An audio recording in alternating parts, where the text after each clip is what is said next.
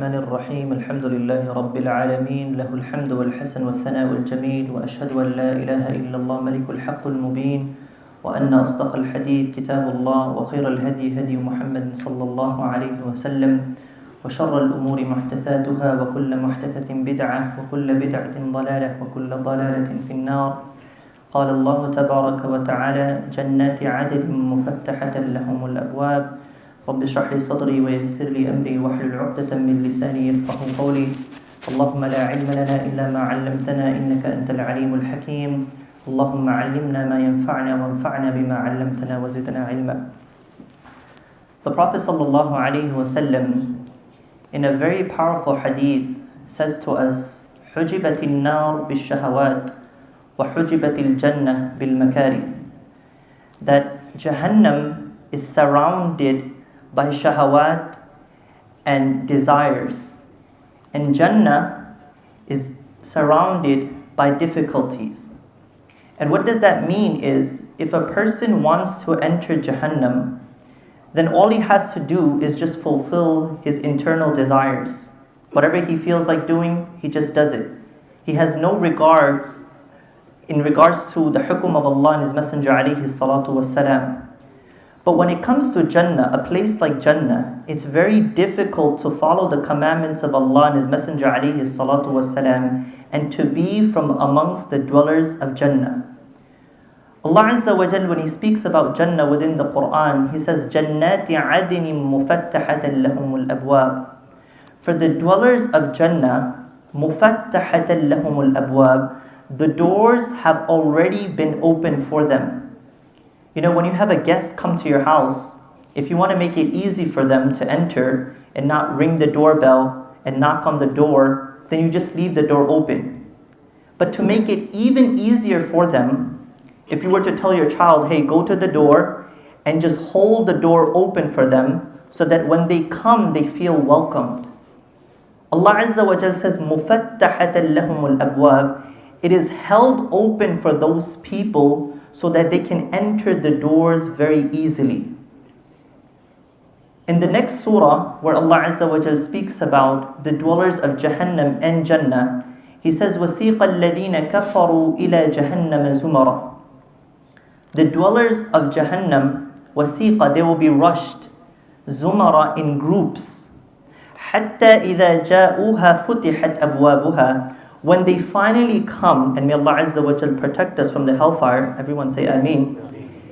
When they come, then the doors will be opened. Which means Allah subhanahu wa ta'ala essentially doesn't want to see any of His servants, whether Muslim or non-Muslim, enter the fire of Jahannam. So when they finally arrive at the door, then those doors will be opened, and then they will be thrown into the hellfire. But when it comes to the dwellers of Jannah, He says, وَسِيقَ الَّذِينَ اتَّقَوْا رَبَّهُمْ إِلَى الْجَنَّةِ زُمَرًا. They will be rushed in groups. So those who are very punctual with their prayer, those who are obedient to their parents, zumara, they will be in different groups. حَتَّى إِذَا جَاءُوهَا وَفُتِحَتْ. Just one letter different from the previous verse. That wow refers to the doors were already open for them.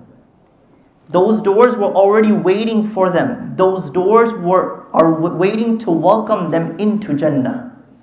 This is what Allah Azza wa Jal has kept for the dwellers of Jannah.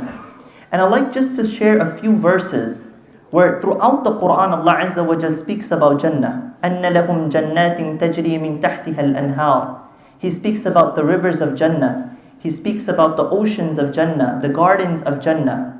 And every single river is different. All the waters of Jannah are completely different.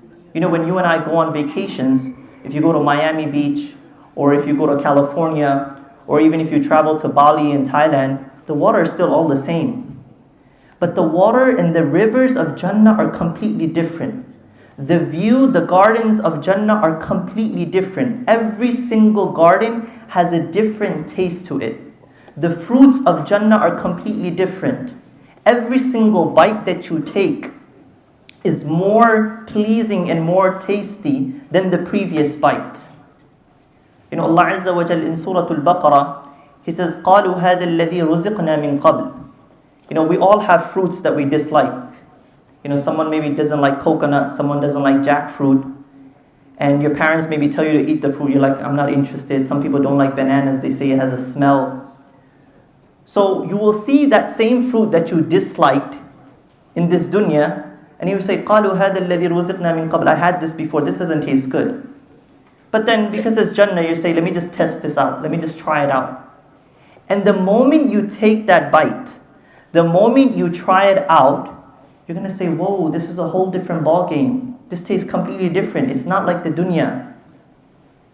Some of us, we like eating whatever food. It might be biryani, it might be shawarma. And you could eat it like maybe 2, 3, 4 times a day. But there's also a limit.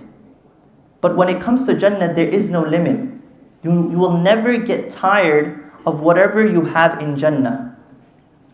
Allah subhanahu wa ta'ala, He speaks in Surah Al-Waqi'ah, وَلَحْمِ طَيْرٍ مِّمَّا يَشْتَهُونَ, that they will be provided meat, whichever one they like. And when they will see that bird just passing by, it will be provided for them. That rizq will be provided for them. We talk of Amazon, then we talk of Amazon Prime, and we talk about Prime Now. It comes in like 2 hours or 3 hours. Over there, you don't need to order anything. Whatever you desire, it just comes to your heart, that will be presented in front of you. That is what Allah subhanahu wa ta'ala has kept for us. And one of the most beautiful verses, when he ends off this verse in Surah Al-Baqarah, he says, وَلَهُمْ فِيهَا أَزْوَاجٌ مُطَهَّرَةٌ. And he has kept for them spouses. These are the verses that our sisters love. When they hear these verses, their iman increases. And these are the most favorite verses that they have. But Allah subhanahu wa ta'ala says, وَلَهُمْ فِيهَا أَزْوَاجٌ مُطَهَّرَةٌ. The word zawj in the Arabic language comes from both male and female. So if you look at its counterparties basically, when you look at the sun and the moon, they're both zawj. They come in pairs. When you look at the day and the night, it's considered as zawj. When you look at this life and the life hereafter, it's considered as zawj. It goes together. So when Allah Azza wa Jal promises us purified individuals, He promises for both husband and wife, male and female. Mutahhara, they have been purified. And in Jannah, there is no compromising. We all know, whoever's married, that in relationships, you always have to compromise. There are things that you would dislike about your spouse, especially after the honeymoon phase, when reality sets in. You're going to be like, I don't like this about her. And she's going to say, I don't like this about him. So you always have to compromise in your relationships. But in Jannah, there's no compromising. Every single time you look at your spouse, you will fall in love as if you fell in love for the first time. وَلَهُمْ فِيهَا أَزْوَاجٌ مُطَهَّرَةٌ وَهُمْ فِيهَا خَالِدُونَ. And this will never end. There is no ending to this in paradise. And for this, there remains an effort. Rasulullah sallallahu alayhi wa sallam beautifully says in the hadith, أَلَا إِنَّ سِلْعَةَ اللَّهِ الْغَالِيَةِ أَلَا إِنَّ سِلْعَةَ اللَّهِ الْجَنَّةِ. That the commodity of Allah is very precious. And what is the commodity of Allah?